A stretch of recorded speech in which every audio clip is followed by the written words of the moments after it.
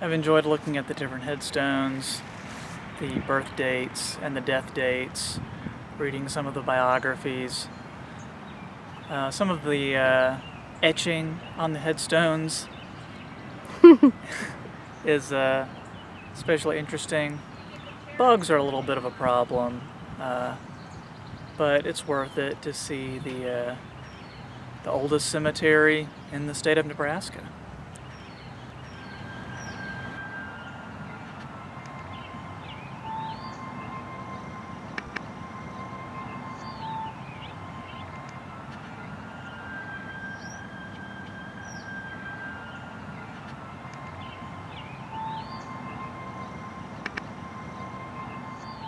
We're at Prospect Hill Cemetery in Omaha, and the internet tells me that this is the oldest cemetery in all of Nebraska. So I'm kind of excited to see some Civil War stuff. This was also considered like a pioneer cemetery. So I want to see some like 1700s, 1800s. I think my favorite things are to see like people who live like 100-year spans, especially from, before there were cars and before there was, telephones or anything, all the way into like modern day, so 70s, 80s. I also like looking at names. I find the last names and first names really interesting.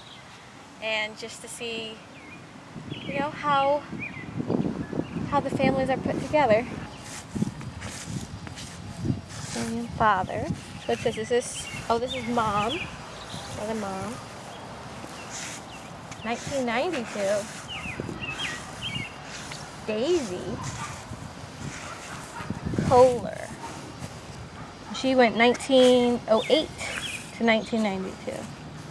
I like to calculate the age difference between husbands and wives, and I like to see how old the women were when they had children and how many children they had. And often when you look at, graves from 100 plus years ago, you see a lot of infant and child deaths. And so that really brings you back to how things have changed. There's better antibiotics. We don't have things like influenza or the flu killing people as rampantly, and things like polio, and just a lot of much better health care, and of course better maternal care. But yeah, I like this name. It's Ora E. Applegate. Isn't that a precious name? She lived from 1893 to 1947, so not super long, but not, what is that, 54? She sounds very sweet. It's a very sweet name. And then Pearl C. Tobler. So Pearl was probably a sibling. Pearl lived a little longer. 1882 to 1956, so that's her married name. This might be Pearl's husband, named Lawrence E. Tobler, 1889 until 1965. Again, can you imagine the 60s, the swinging 60s from 1889? It's interesting that an entire life is just summarized by birth and death, and everything in between is a big question mark. Except for occasionally you have like a nickname. Or this one, you see the birds. Are those Blue Jays, Cardinals? Cardinals, right?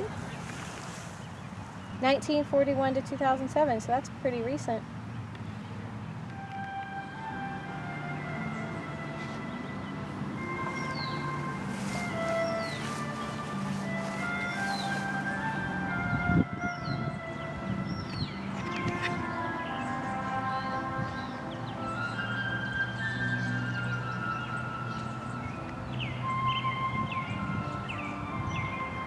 I like the music. It's very peaceful. It makes it even seem more otherworldly.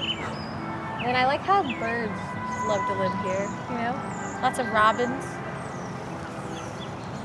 That's all good.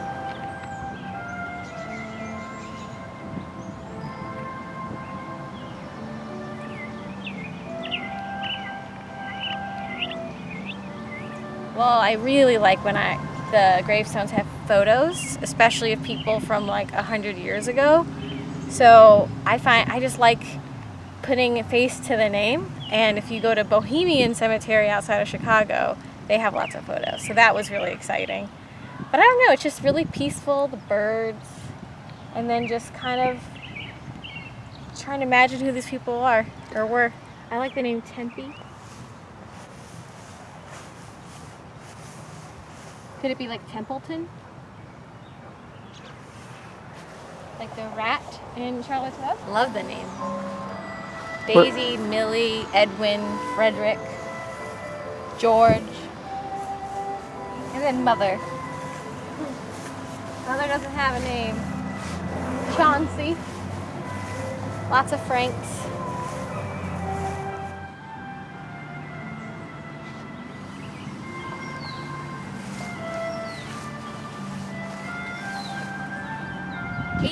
What was going on in 1884?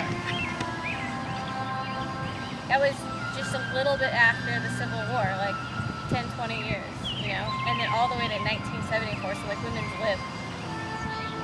Pretty crazy.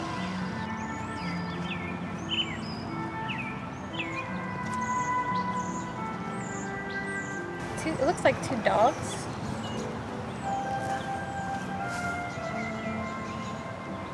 Doesn't it?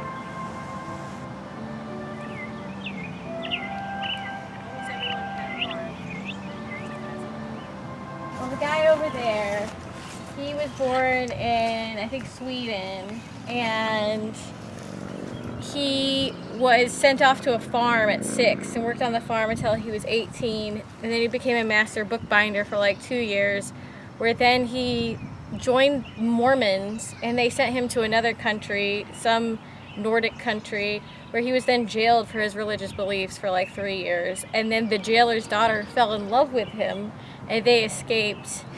And I think they came to the U.S. where he decided to start farming, and then he worked in the legislature. And it's just kind of crazy. Like, he lived so many different lives in one life.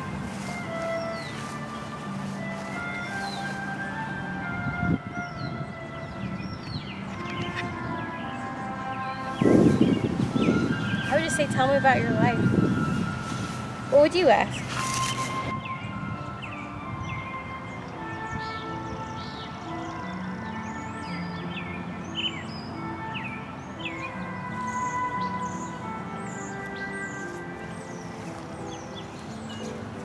He lived a rich life, contributing much to the communities he served, especially in Omaha, where he founded the Congregational Church in 1856.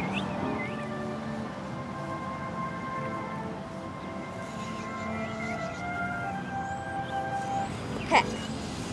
Minnie Mae Peck, 1901 to 1978. Mother.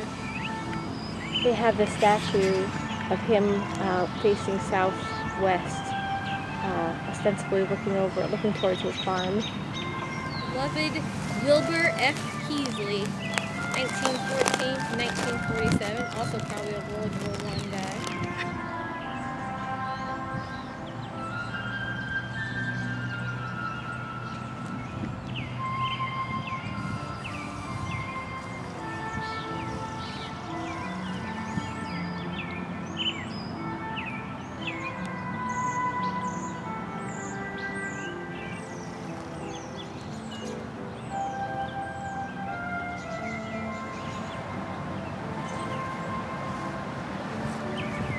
One of the Omaha City founders.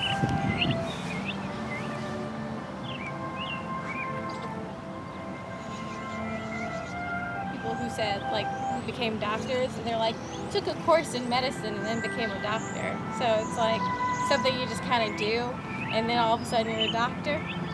So obviously that was very different back then.